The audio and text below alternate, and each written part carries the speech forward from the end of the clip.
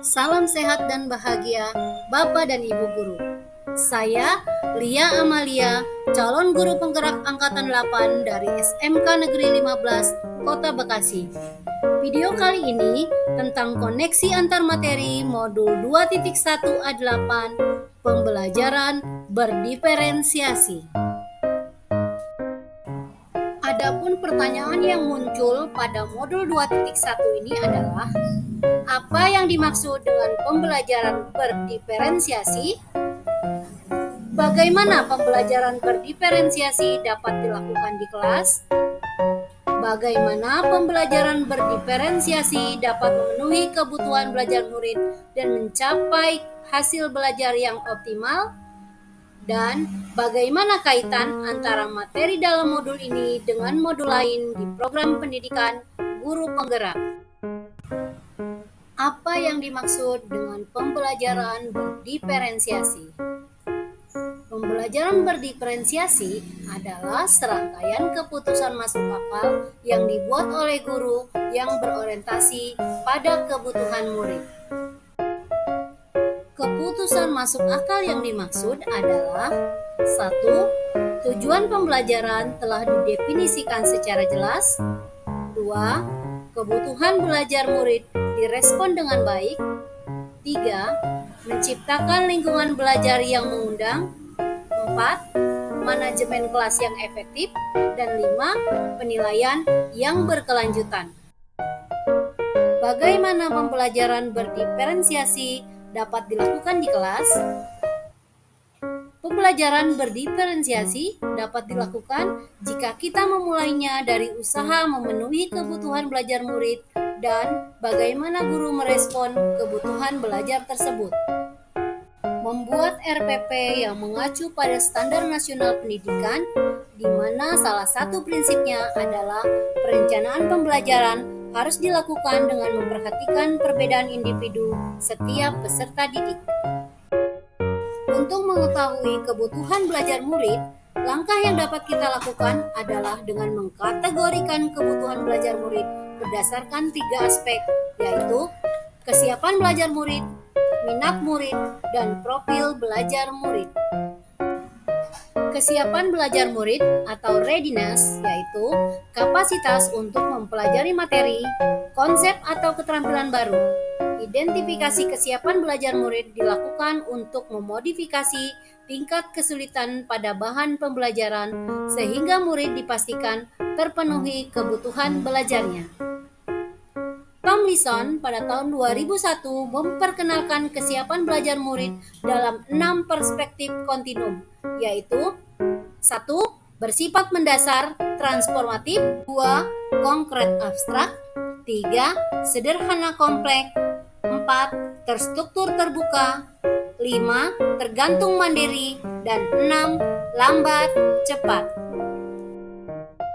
Minat murid adalah keadaan mental yang menghasilkan respon terarah kepada situasi atau objek tertentu yang menyenangkan dan memberikan kepuasan diri. Minat adalah motivator penting bagi murid agar terlibat aktif dalam proses Profil belajar murid merupakan cara-cara bagaimana kita secara individu belajar dengan cara yang terbaik. Profil belajar murid dipengaruhi oleh beberapa faktor, yaitu preferensi terhadap lingkungan belajar seperti suhu ruangan, tingkat kebisingan. 2. Pengaruh budaya, santai, terstruktur, atau pendiam ekspresif. Dan yang ketiga adalah preferensi gaya belajar.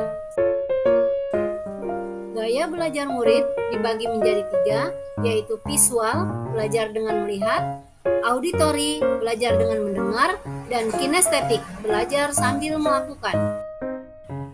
Langkah-langkah untuk mengidentifikasi kebutuhan belajar murid diantaranya mengamati dengan seksama, mencari tahu pengetahuan awal murid, melakukan asesmen diagnostik, mengumpulkan berbagai informasi dari berbagai sumber, membaca rapot sebelumnya dan melihat pencapaiannya di berbagai area, mengajak murid berbicara tentang minat belajarnya, dan melakukan berbagai asesmen formal maupun informal.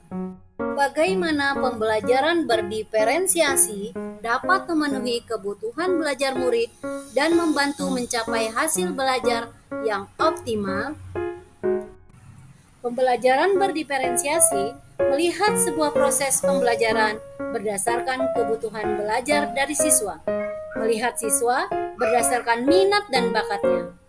Pembelajaran berdiferensiasi akan menciptakan lingkungan belajar yang baik untuk siswa dalam mengembangkan potensi sebesar-besar.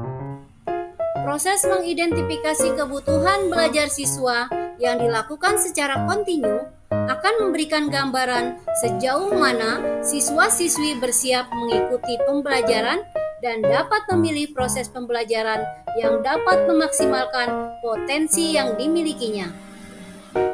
Dengan kata lain, pembelajaran berdiferensiasi akan memaksimalkan setiap potensi yang dimiliki siswa sehingga hasil belajar pun akan maksimal. Bagaimana kaitan antara materi dalam modul ini dengan modul lain di program pendidikan guru penggerak? Antara modul 1.1, 1.2, 1.3, 1.4, dan 2.1 terdapat keterkaitan yang saling mendukung satu sama lain. Dalam modul 1.1, kita belajar tentang filosofi pendidikan menurut Ki Hajar Dewantara. Bahwasanya pendidikan menuntun segala kodrat yang ada pada anak untuk mencapai keselamatan dan kebahagiaan yang setinggi-tingginya.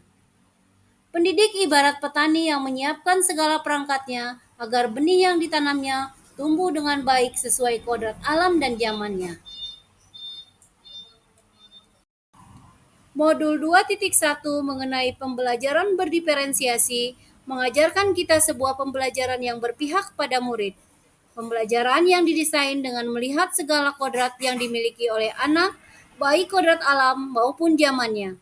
Oleh karena itu, pembelajaran berdiferensiasi adalah salah satu wujud implementasi dari pemikiran Ki Hajar Dewantara tentang filosofi pendidikan. Dalam modul 1.2, seorang guru penggerak harus memiliki nilai mandiri, reflektif, kolaboratif, inovatif, dan berpihak pada peserta didik. Nilai ini diharapkan terus tumbuh dan dikembangkan sebagai dasar dalam mewujudkan peran guru penggerak, yaitu menjadi pemimpin pembelajaran, menggerakkan komunitas praktisi, menjadi coach bagi guru lain, menjalin kolaborasi antar guru, dan mewujudkan kepemimpinan murid. Semua nilai dan peran sebagai guru penggerak tersebut dapat diwujudkan dalam sebuah aksi nyata melalui pembelajaran yang berdiferensiasi yang terdapat pada modul 2.1. Untuk mewujudkan sebuah pembelajaran berdiferensiasi, maka seorang guru penggerak harus mampu mengaplikasikan nilai dan perannya dalam mempersiapkan dan merealisasikan sebuah pembelajaran yang terdiferensiasi. Pembelajaran berdiferensiasi dalam modul 2.1 merupakan salah satu wujud dari penerapan visi dan prakarsa perubahan yang dibuat dalam modul 1.3. Prakarsa perubahan yang diwujudkan dalam tahapan Bagza pada akhirnya dapat diwujudkan dalam satu program atau kegiatan pembelajaran berdiferensiasi. Untuk menerapkan pembelajaran berdiferensiasi di kelas, maka kita memerlukan ekosistem lingkungan yang baik, yang akan mendorong siswa untuk belajar secara maksimal. Oleh karena itu, terciptanya budaya positif yang dipaparkan dalam modul 1.4 adalah langkah awal terciptanya atau suksesnya sebuah pembelajaran berdiferensiasi.